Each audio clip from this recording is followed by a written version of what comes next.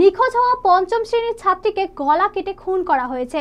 ইংরেজবাজারের আমবাজার এলাকা থেকে ওই নাবালিকার দেহ পাওয়ার পরে বিষয়টি স্পষ্ট হয়। মালদা শহরের উত্তর বালুচর থেকে রহস্যজনকভাবে নিখোঁজ হয়ে যায় ওই নাবালিকা। বাড়ির সামনে থেকে তাকে অপহরণ করা হয় বলে অভিযোগ করেছিলেন তার বাবা। তিনি পেশায় ব্যবসায়ী। অভিযোগ পেয়ে সিসিটিভি ফুটেজ থেকে তদন্ত শুরু করে পুলিশ।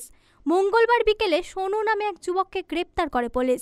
তাকে জিজ্ঞাসাবাদ করে বুধবার গভীর রাতে আমবাজার এলাকা থেকে ওই নাবালিকার গলা কাটা দেহ উদ্ধার হয়।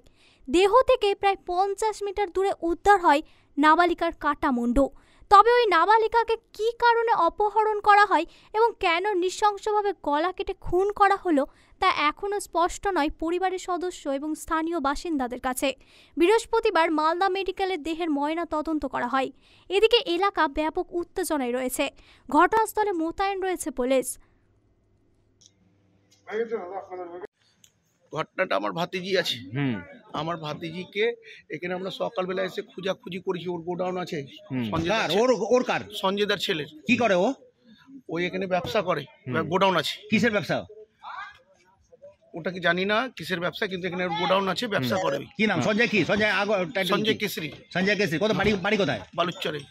আচ্ছা, কি হয়েছে তারপর? কি এখন কি দেখতে পেলেন?